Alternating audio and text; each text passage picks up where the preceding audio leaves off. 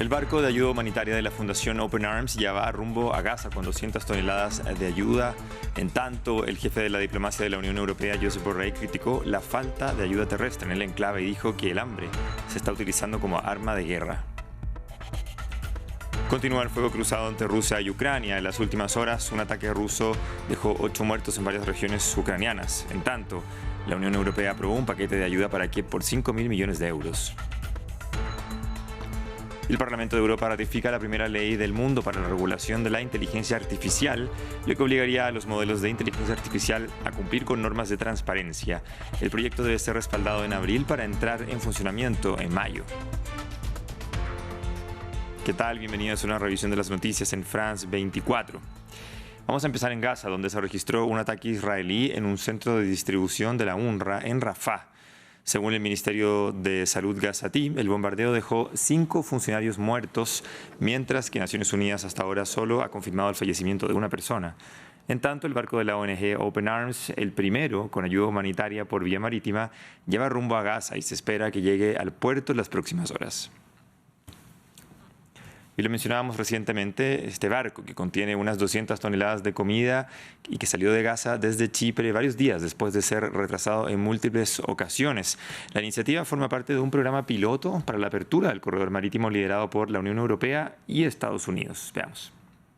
4 barcos zarpan desde esta base militar en Virginia hacia la costa de Gaza para construir un puerto temporario. Se espera que el muelle flotante aumente considerablemente el envío de comida hacia el enclave. Chipre anunció que enviará un segundo paquete de ayuda a Gaza en los próximos días. Así lo explicó su ministro de Asuntos Exteriores.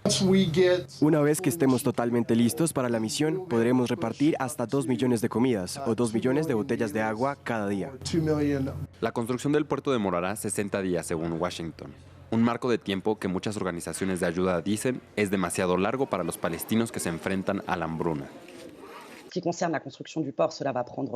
La construcción de este terreno tomará tiempo, pero las necesidades sobre el terreno son urgentes. No debemos ignorar el hecho de que hay camiones esperando en Rafah y que la ayuda terrestre continúa siendo la manera más eficiente para ayudar a la población que de verdad la necesita. Varios sectores de la comunidad internacional, incluyendo la Unión Europea, han desaprobado el bloqueo por parte de Israel hacia la ayuda humanitaria. Cuando buscamos alternativas para brindar ayuda, ya sea por aire o tierra, tenemos que recordar que la manera usual para enviar apoyo a través de vehículos está cerrada de manera artificial y la inanición está siendo utilizada como una arma de guerra. El enclave ha visto un aumento de ayuda en días recientes, pero todavía no es suficiente. El diplomático más alto de la Unión Europea le ha pedido a Israel dejar que la ayuda pueda ser entregada a través de tierra para alimentar a los más de 2 millones de palestinos en Gaza. Cambiamos ahora a la guerra en Ucrania. Moscú advirtió que el conflicto bélico podría salirse de control y expandirse más allá de las fronteras ucranianas debido a las acciones imprudentes de algunos países de la OTAN. En una conferencia, la portavoz de Asuntos Exteriores rusa aconsejó además a Occidente abandonar la idea de derrotar estratégicamente a Rusia. Veamos. Debido a acciones imprudentes de uno o 2 países de la Unión Europea o de la OTAN, la crisis ucraniana puede fácilmente extenderse más allá de sus fronteras geográficas, adquirir una escala completamente diferente y salirse de control. En relación a esta amenaza contra Occidente, el primer ministro de Finlandia, Petteri Orpo, pidió más coordinación de la defensa europea, argumentando que evidentemente Rusia se está preparando para un largo conflicto con Occidente. Recordemos que Vladimir Putin dijo que la entrada de Finlandia y Suecia a la OTAN era un paso sin sentido y que Rusia desplegará tropas y sistemas de destrucción en la frontera finlandesa después de que Finlandia se una a la alianza. Escuchemos las declaraciones del primer ministro finlandés. Evidentemente, Rusia se está preparando para un largo conflicto con Occidente y representa una amenaza militar permanente y existencial para Europa.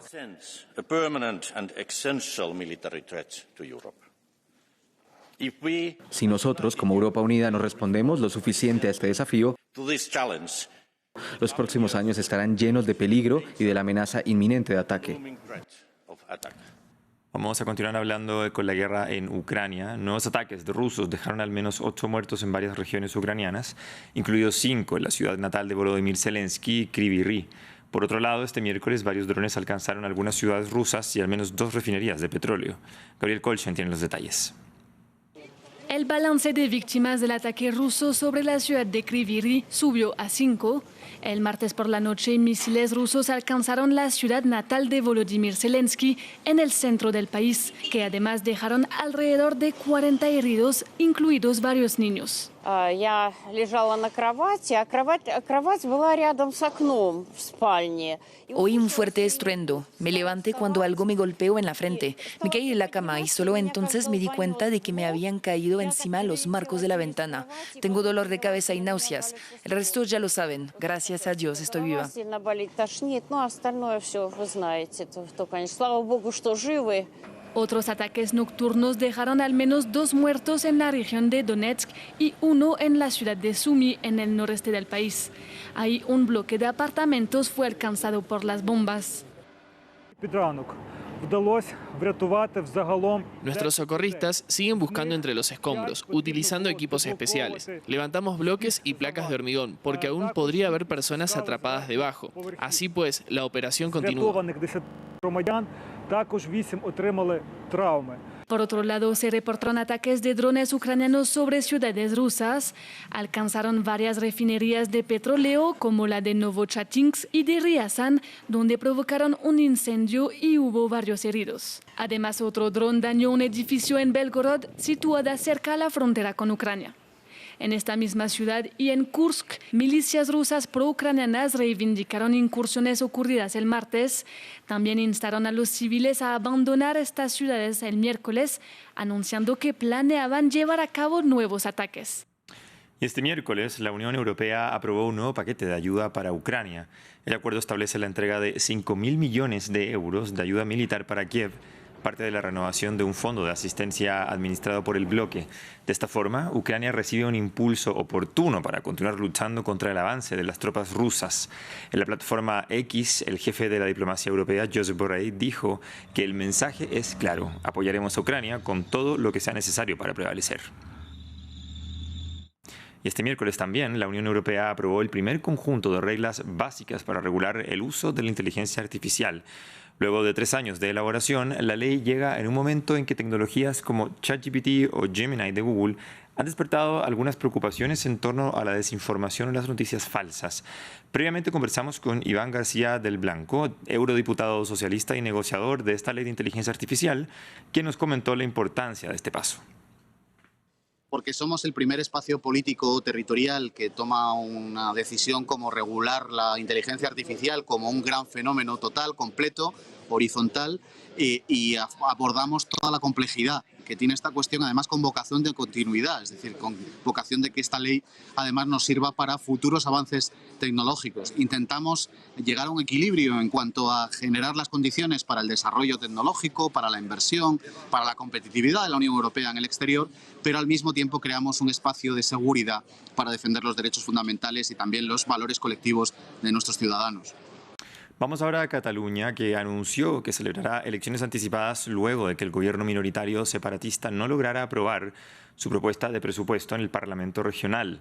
De esta forma, Cataluña celebrará elecciones el próximo 12 de mayo, lo que podría traer roces en la política nacional, ya que el presidente del gobierno español, Pedro Sánchez, depende de los partidos separatistas catalanes Esquerra Republicana de Cataluña y Junts para aprobar sus leyes.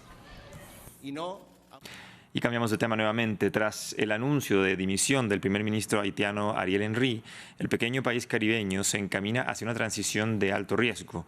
Con Haití azotado por una triple crisis política, de seguridad y humanitaria, Estados Unidos busca que una autoridad de transición se ponga en marcha en las próximas horas. Manifestantes indignados toman las calles de Puerto Príncipe. Tras la dimisión del primer ministro Ariel Henry y el anuncio de CARICOM, la comunidad caribeña, de que pronto se crearía en Haití un consejo presidencial de transición, muchos residentes expresan sus temores. Corresponde al pueblo haitiano decidir quién debe ser primer ministro y quién presidente. Hoy nos corresponde a nosotros, los haitianos, designar a alguien para llenar el vacío y luego tener la oportunidad de organizar unas buenas elecciones. Según Guyana, que ostenta la presidencia de CARICOM, el futuro Consejo de Transición estará compuesto por 7 miembros con derecho a voto y 2 observadores, que se supone representan a las principales fuerzas políticas del país, la sociedad civil y el sector privado.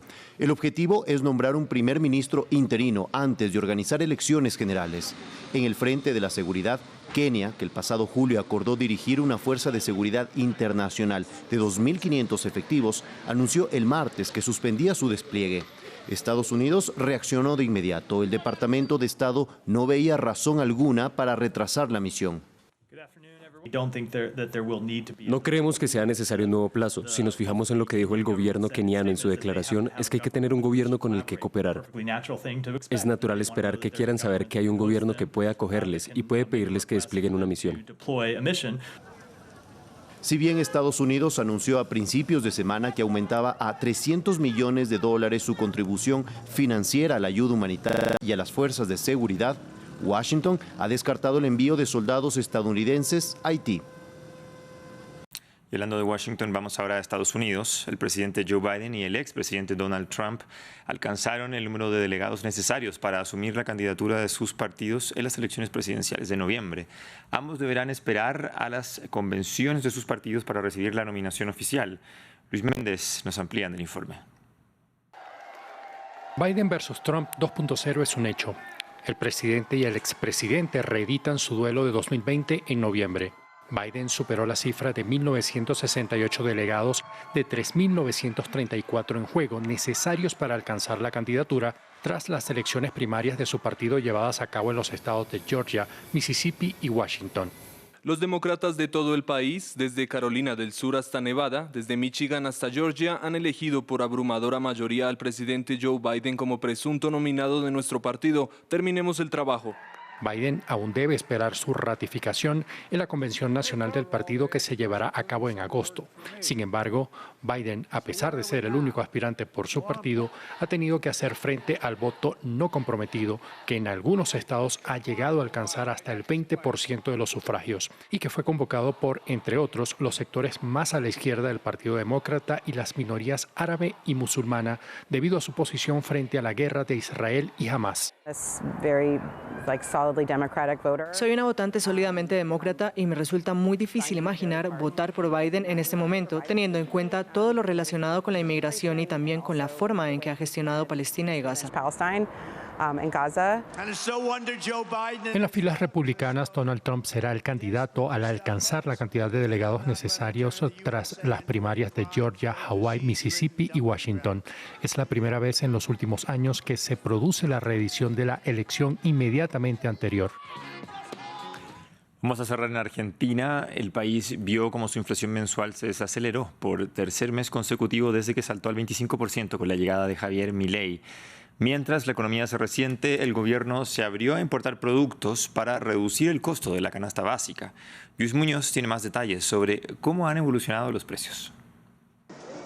Comprar en Argentina es más costoso cada mes, por lo que las ventas caen y los vendedores en los mercados se resienten. Nosotros atrás tenemos unos contenedores, que es donde se desecha la basura, y vas con un cajón y vos ves 20 personas que se te vienen encima a ver qué se pueden llevar para llevar un plato de comida a su mesa. Febrero volvió a ser histórico, con una inflación del 276,2% interanual, la cifra más alta en décadas. Los consumidores sufren el impacto. Es muy brutal la incidencia del costo de la comida. Es muy brutal. O sea, todo vale mucha plata. Argentina se acerca a un 60% de pobreza, según un informe de la Universidad Católica Argentina. Cuando llegó Javier Milei al poder, el dato era de un 40%. Sin embargo, su gobierno ultraconservador celebró que la inflación de febrero se situará en un 13,2%, desacelerando por segundo mes consecutivo. El gobierno se abre ahora a la importación de productos. La economía de a poco se va normalizando y en esta línea se tomó la decisión de abrir definitivamente las importaciones de determinados productos de la canasta familiar en pos, por supuesto, de poder hacer los precios más competitivos en beneficio claramente de las familias, de los consumidores argentinos. Milei ya ha dicho que se espera un mes de marzo complicado. Mientras caen las ventas, la actividad y la producción, a la par de la reducción de las pensiones, los salarios estatales y la inversión pública, tras una serie de recortes ultraliberales. Cerramos este bloque de noticias. Continúa la transmisión de France 24 y ya regresamos con más.